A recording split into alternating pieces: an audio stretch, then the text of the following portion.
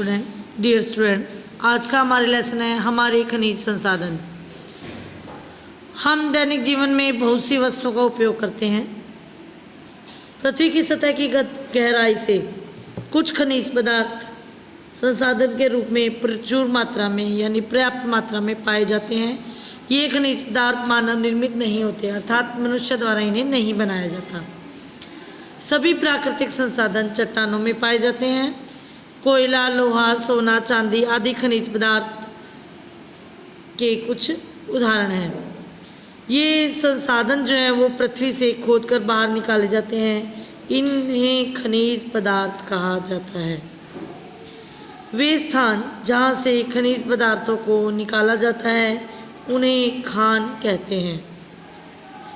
खनिज पदार्थ दो प्रकार के होते हैं, धात्विक खनिज पदार्थ तथा अधात्विक खनिज पदार्थ। धात्विक खनिज पदार्थ में सोना, चांदी, लोहा, तांबा, एल्युमिनियम आदि आते हैं। वह अधात्विक खनिज पदार्थ में नमक, चूना, कोयला, पेट्रोलियम, अभ्रक आदि खनिज तत्व आते हैं।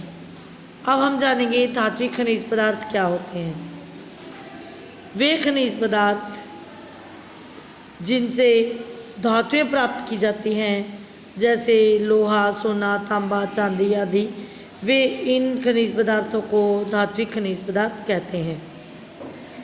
धातुएं कभी भी शुद्ध रूप में नहीं पाई जाती, वे खनिज पदार्थों से निकाली जाती हैं और धातुओं के इस अशुद्ध रूप को या इन खनिज पदार्थों को अयस्क कहा जाता है। बहुत सी चट्टानों में खनिज पदार्थ पाए जाते हैं।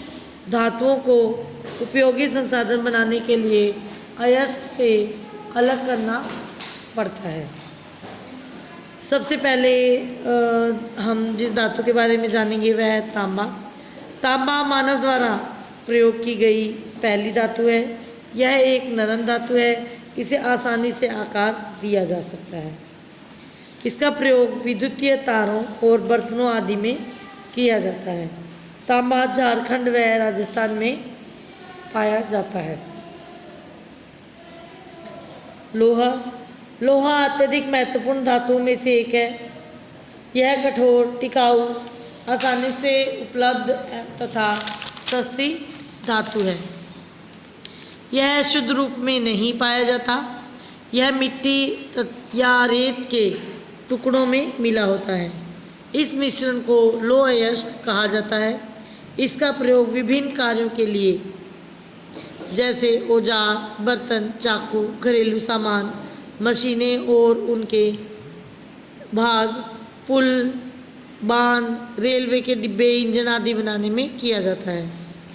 लोहे की अधिकतर खाने उड़ीसा, छत्तीसगढ़, झारखंड, गोवा, कर्नाटक और मध्य प्रदेश में हैं। लोहा तथा स्टील के कारखाने में लोहे को अयस्क से अलग किया जाता है। प्रमुख लोहे के कारखाने जो हैं वो बोकारो, भिलाई, दुर्गापुर, जमशेदपुर, बैरा और केरा में स्थित हैं। अगली धातु है एल्यूमिनियम। एल्यूमिनियम का प्रयोग हवाई जहाज, बर्तन और बिजली के तार बनाने में किया जाता है। इसका प्रयोग स्टील, रसायन और कांच बनाने में किया जाता है। यह कर्नाटक, बिहार और आंध्र प्रदेश में पाया जाता है। सोना एक बहुत ही कीमती और मूल्यवान धातु है। इसका प्रयोग हम आभूषण यानी गहने बनाने में करते हैं। सोना मुख्य रूप से कर्नाटक में कोलार में पाया जाता है। उसके बाद है अभ्रक। इसका प्रयोग विद्युतीय सामान यानी बिजली का सामान बनाने के उद्योगों में किया जाता है। यह झारखंड, राजस्थान और आंध्र प्रदेश में पाई जाती है। अधात्विक खनिज। अधात्विक जीवाश्म ईंधन जितने भी पाए जाते हैं वो सभी अधात्विक खनिज होते हैं, जैसे कोयला, कच्चा तेल और प्राकृतिक गैस। ये सभी जीवाश्म ईंधन हैं और अधात्विक खनिज के उदाहरण भी हैं। इन खनिजों में कोई धातु नहीं पाई जाती। पहला जो अधात्विक खनिज है कोयला। कोयला मुख्य रूप से ऊर्जा का स्रोत है। कोयला पृथ्वी की गहराई में पाया जाता है।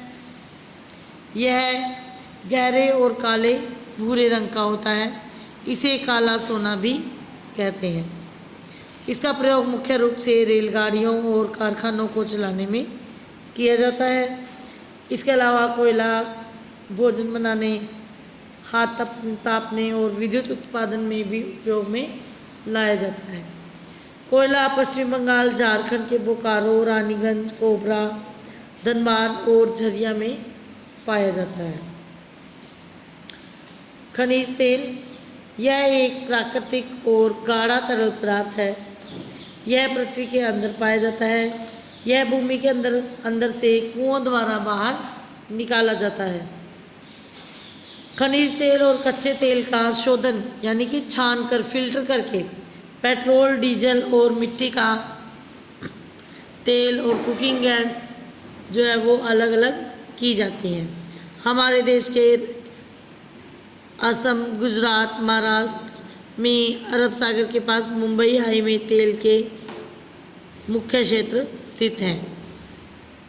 प्राकृतिक गैस ऊर्जा का महत्वपूर्ण स्रोत है। प्राकृतिक गैस अक्सर तेल के क्षेत्रों से प्राप्त की जाती है।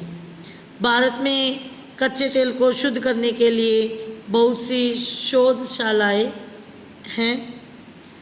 ये शोधशालाएं यानी कि रिफाइनरीज है, फैक्ट्रियां हैं बड़ी बड़ी, जहाँ से इनको छाना जाता है कच्चे तेल को। ये कोच्चि, बड़ोदरा, कोयाली, मथुरा, हल्दिया, विशाखापट्टनम और बरौनी में है। इसका प्रयोग यानी कि प्राकृतिक गैस का उपयोग खाना बनाने, गर्म करने और विद्युत यानी बिजली बनाने में भी किया जाता है। ये जो खनिज संसाधन है ये हमारे लिए बहुत बहुमूल्य है। इन्हें बनने में लाखों वर्ष लग जाते हैं। ये मनुष्य द्वारा नहीं बनाए जाते। आज के समय हमारे पास प्राकृतिक संसाधन अच्छी मात्रा में है, लेकिन ये ज़्यादा समय तक जितनी तेज़ी से हम इसका उपयोग कर रहे हैं उस तेज़ी से ये बनते नहीं हैं। तो अगर हम इसको लगातार इसी तरह इसका उपयोग करते रहेंगे तो एक दिन ऐसा आएगा जब ये सभी संसाधन खत्म हो जाएंगे। हमें ये संसाधन हमारी आने वाली पीढ़ियों के लिए सुरक्षित रखने हैं। इसलिए हमें ऐसे संसाधन उपयोग में लाने चाहिए जो कि नवीकरणीय यानी कि जो नए बनते रहते हैं, ठीक है। और जो संसाधन खत्म होकर दोबारा नहीं बनते हैं उन्हें अपरिवर्तनीय स्रोत कहते हैं। तो हमें इस प्रकार के संसाधन ज़्यादा उपयोग में लाने चाहिए जिनको कि नया बनाया जा सकता है। जैसे कोयला और पेट्रोलियम की जगह हम सौर ऊर्जा का उपयोग कर सकते हैं, पवन ऊर्जा का उपयोग कर सकते हैं और जल ऊर्जा का प्रयोग भी कर सकते हैं। हमें कोयले और खनिज तेल पर अपनी निर्भरता कम करने का प्रयास करना चाहिए।